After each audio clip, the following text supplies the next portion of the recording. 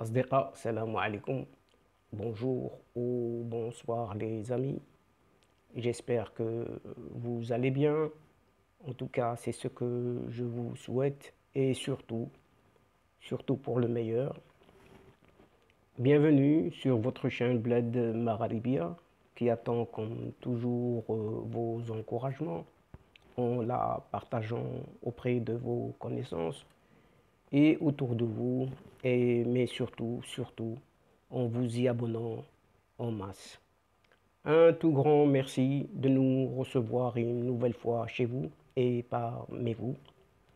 Cette 101e vidéo vient vers vous pour vous proposer votre ce qui fait débat habituel, c'est-à-dire le désormais ce qui fait discussion entre nous à chacune de nos entrevues.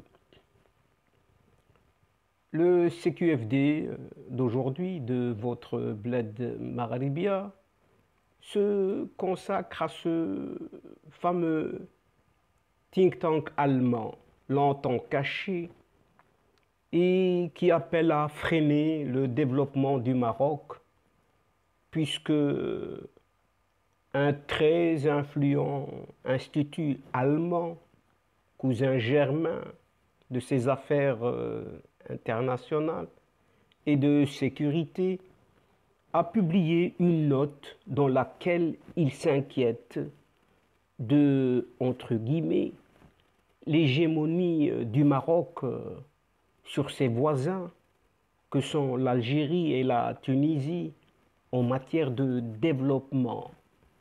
Ce qui ressemble bizarrement à ce drôle de cousin germain longtemps caché d'un autre nom qui apparaît tout seulement récemment, ces quelques jours, d'un certain nom qui s'appelle Pegasus.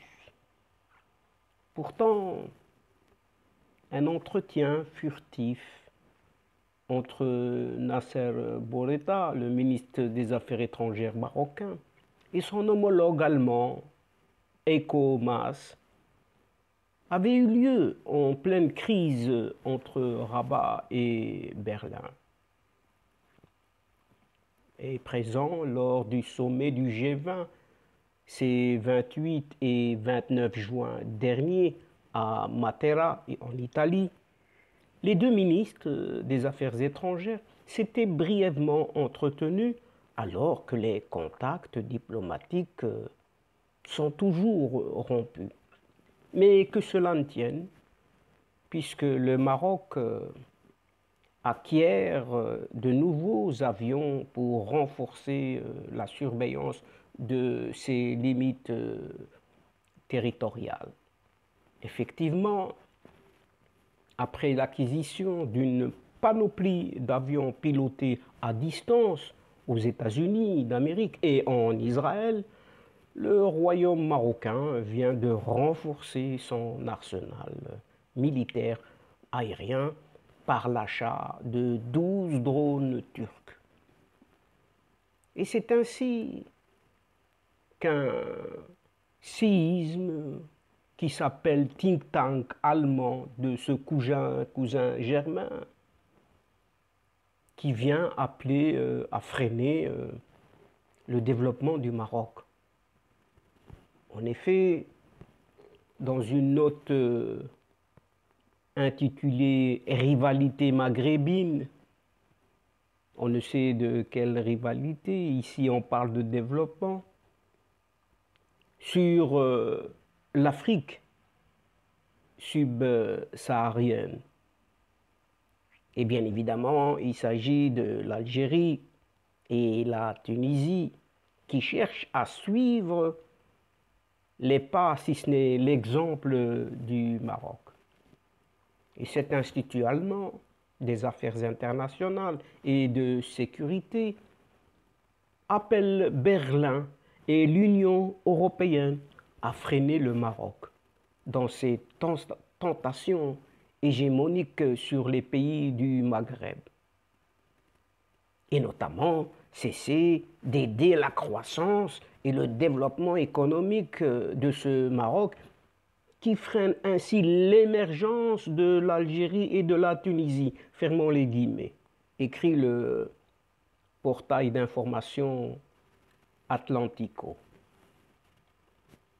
Et la publication de cette note intervient en pleine crise diplomatique entre Rabat et Berlin et émane d'un think tank très influent en Allemagne.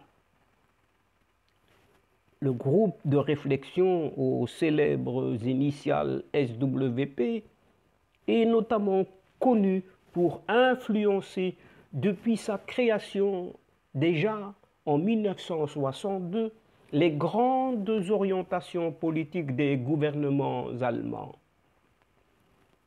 Mais alors, que dit plus exactement la note rédigée par une certaine Isabelle Wierenfels, senior Flo de la division Moyen-Orient et Afrique?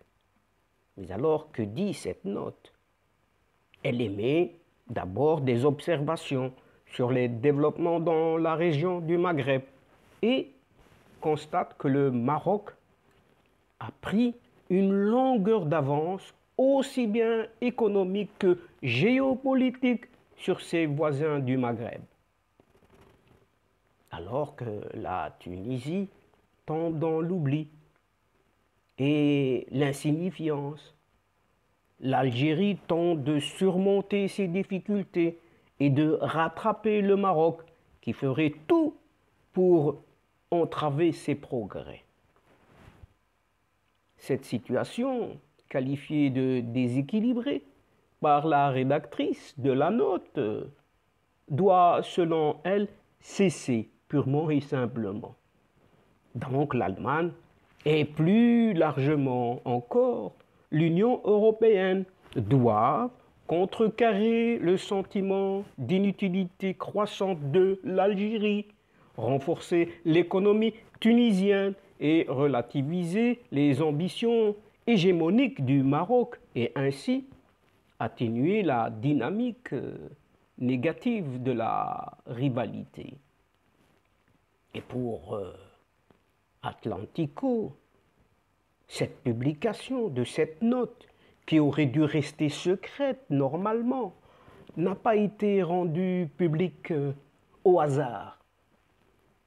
Elle tombe effectivement au moment où les relations diplomatiques entre Berlin et Rabat sont quasiment rompues et au moment où le Maroc est accusé par certaines parties dans le cadre de l'affaire Pegasus. Ne l'oublions pas, d'avoir espionné plusieurs personnalités européennes. Et pourtant,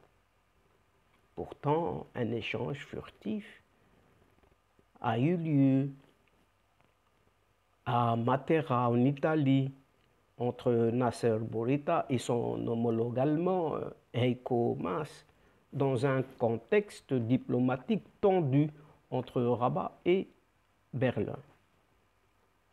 Et le chef de la diplomatie marocaine aurait profité de sa discussion avec Heiko Maas pour lui notifier l'annulation d'une réunion initialement prévue entre les diplomates des deux pays. En effet, après avoir coupé tout contact avec l'ambassade d'Allemagne au Maroc, Rabat avait rappelé le 6 mai dernier l'ambassadeur du Royaume à Berlin, évoquant les multiples actes hostiles et les actions attentatoires de la République fédérale d'Allemagne à l'égard des intérêts supérieurs du Royaume marocain. Concrètement, le ministère des Affaires étrangères marocain évoquait l'attitude négative de l'Allemagne sur la question du Sahara marocain, mais aussi l'acharnement continu de l'Allemagne à combattre le rôle régional du Maroc, notamment sur le dossier libyen.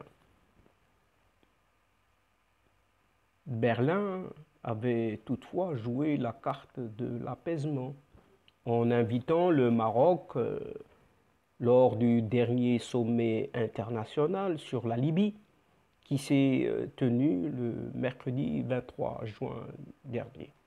Une invitation déclinée par Rabat pour qui, et à juste titre, il n'y a pas de solution berlinoise à un problème d'Afrique du Nord.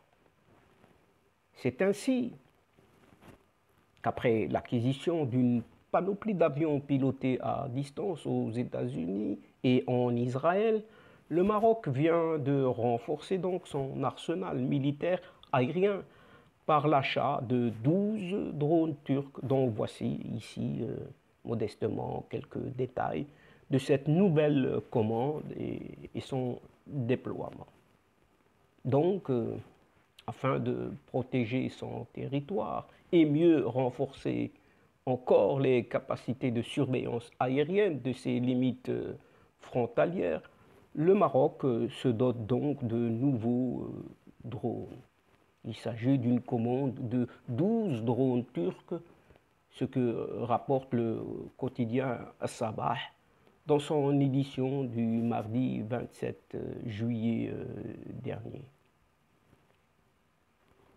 Ces nouveaux drones qui renforcent ou qui renforceront plutôt un dispositif aérien à la pointe des technologies les plus innovantes seront déployés pour assurer la surveillance des frontières du pays. Et la mission est de traquer les trafiquants en tout genre, lutter contre l'immigration clandestine et contrôler les déplacements suspects de personnes. Et pour ce faire, précisent les sources du quotidien, les nouveaux aéronefs sans pilote embarqués ont été affectés à des bases militaires proches des frontières au nord et à l'est du pays. Ainsi, la base de El Aroui, située à l'est et non loin des frontières avec l'Algérie, et du préside occupé de Mlilia, a accueilli certains avions de la nouvelle commande. La zone, poursuit le quotidien, connaît des activités liées au trafic de drogue, à la traite des êtres humains et pourrait ainsi constituer un passage d'extrémistes en provenance du voisin de l'Est qu'est l'Algérie. Dans le même sillage, d'autres avions ont été affectés à une base militaire dans la région de Tanger-Tétouan. La mission consiste ici, indiquent les mêmes sources, à combattre l'immigration clandestine et ses réseaux. Car la panoplie de drones permettra aux autorités compétentes de surveiller la zone et de transmettre les images de ce qui se passe, surtout dans les lieux difficiles d'accès lors des opérations de ratissage menées par les forces de l'ordre. Et pour rassurer le voisin ibérique, souligne le quotidien, des sources ont affirmé au journal que les drones ne seraient pas déployés à des fins d'attaque. Certaines informations médiatiques véhiculées par des médias hostiles au royaume ayant laissé entendre que le Maroc aurait l'intention d'encercler militairement les deux enclaves occupées de Ceuta et Melilla. Le royaume, rappelle ce quotidien, avait déjà acquis des avions pilotés à distance pour des opérations ciblées dans les provinces du Sud et pour renforcer la surveillance du territoire national, ainsi que la ceinture de sécurité dans le Sahara marocain. Et donc, chers amis, c'est ici que prend fin provisoirement avec cette courte séquence, cette entrevue relative justement à ce drôle de cousin germain caché en un Pegasus allemand, tout en prenant congé de vous et en refermant la séquence d'aujourd'hui. Tout en espérant vous retrouver bientôt avec grand plaisir à travers votre ce qui fait débat habituel ou ce qui fait discussion entre nous à chacune de nos rencontres. Un tout grand merci pour votre confiance, votre fidélité et votre patience et surtout pour votre participation à nous suivre, à nous écouter jusqu'au bout des séquences vidéo. Mais toutefois, ne nous oubliez pas de nous aider mutuellement et surtout d'aider votre chaîne Bled Magharibia en vous y abonnant, en faisant abonner vos proches, vos connaissances et vos alentours, mais surtout de faire partager les séquences vidéo partout où vous vous trouvez. Au revoir les amis. Al-Asdiqa, salam alaikum wa rahmatullahi ta'ala wa barakatuh. À la prochaine fois et à bientôt. إلى اللقاء في حصة أخرى إن شاء الله. مع السلامة.